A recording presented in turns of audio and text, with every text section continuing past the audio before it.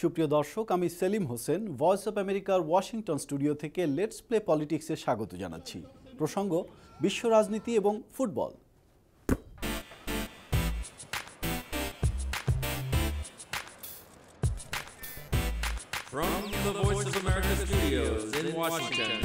বিক্ষোভ।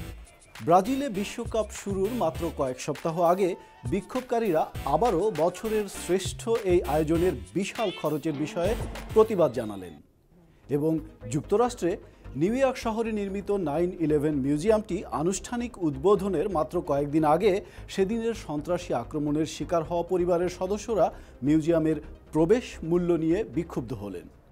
2014 সালের বিশ্বকাপ নিয়ে প্রতিবাদের এই ঢেউ ব্রাজিল সরকারকে বাড়তি সতর্কতা নেওয়ার বার্তা দিল।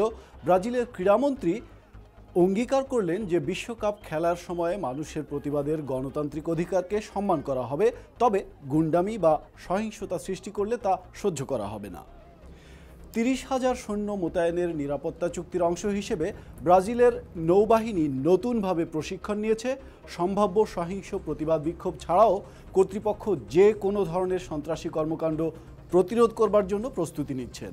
নিউ ইয়র্ক শহরে নির্মিত 9/11 মেমোরিয়াল মিউজিয়ামটি সন্ত্রাসী আক্রমণে ক্ষতিগ্রস্তদের উদ্দেশ্যে উৎসর্গ করা হয়েছে, কিন্তু 9/11 সন্ত্রাসী আক্রমণে ক্ষতিগ্রস্ত পরিবারের সদস্যরা মিউজিয়ামের $24 প্রবেশ মূল্য, কফি মগ, টি শার্ট, চাবির রিং ইত্যাদির চড়া দামের কারণে ভীষণভাবে বিক্ষুব্ধ।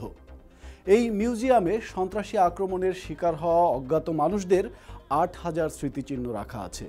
ক্ষতিগ্রস্তদের পরিবারের কিছু সদস্য বলেছেন তারা এই মিউজিয়াম নিয়ে লোভ এবং বাণিজ্যিককরণে ভীষণভাবে হতাশ এবং হতবাক।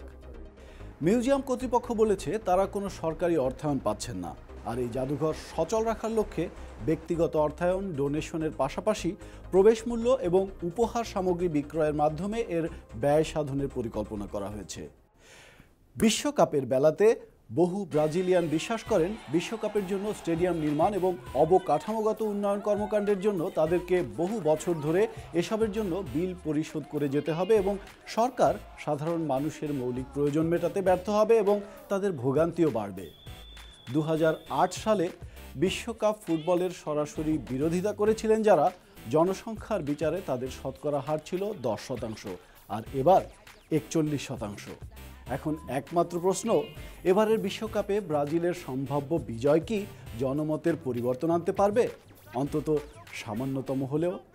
আজ এ পর্যন্তই, আবার দেখা হবে। সবাই ভালো থাকুন।